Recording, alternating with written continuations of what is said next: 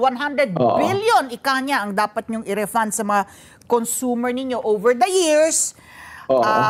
So ito kasi parang sa 2028, parang due for review kung i-extend ang inyong prangkisa o hindi. So you have enough time daw to refund 100 billion to us. Again, to put things in perspective, prior to this 19 billion, we already returned because of another previous lapse period, 50 billion to our customers. 50. So kulang pa rin, ano pa lang yun? 69 pa lang yun. Kung i-add mo to, 50 plus 19, ballpark figure ko na. So we will be refunding it probably 70 billion already. Now, yung figure na 100 billion, I think that came from former ERC Commissioner noon who had then the opportunity to review our rates, but apparently hindi yun nangyari. Now, he is insisting on this week.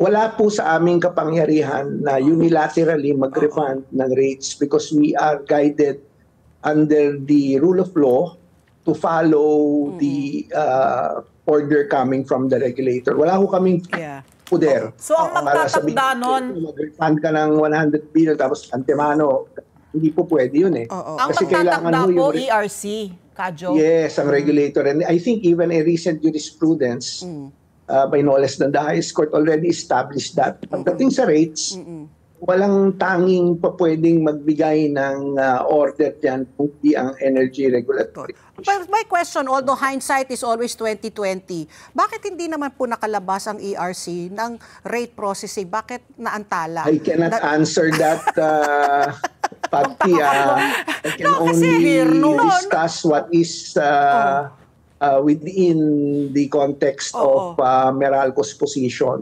Basta kami, kung ano man yung order na yun, hindi naman kami naging pabaya sa pag-file ng mga petition para sa mga rates namin. Now, that is a different issue altogether. So, pagpatawad mo, baka hindi ko kaya kasing sagutin bakit hindi nagkaroon ng decision.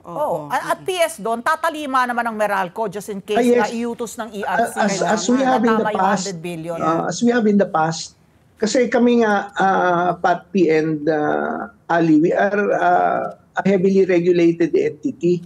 Walang pwedeng ipasok sa bill ng Meralco na hindi aprobado ng gobyerno. We cannot do that because we will be violating the law. So lahat ng figures, lahat ng line items, lahat ng billing na tatanggapin ng customer, yan ay aprobado ng gobyerno sa pamamagitan ng Energy Regulatory Commission. At kung ano man desisyon, kung ano man order ang manggagaling mula sa kanilang, yan ay atin pong susundan. So to clarify again, Joe, no, itong 19 centavos per kilowatt hour supposed to be na refund, hindi pa to final and executory because sabi mo nga, it's under review by ERC kung pareho yung mga figures ninyo. Yes, yung 19 billion, this will be, hintayin namin kung ano yung magiging final order and then eventually we will need to kumbaga follow. So pwedeng umakyat o pwedeng bumaba? Ayoko i-preempt I'd rather that the regulator look into it and issue as an order. Pati yung duration. Let's get together. Sunday 25.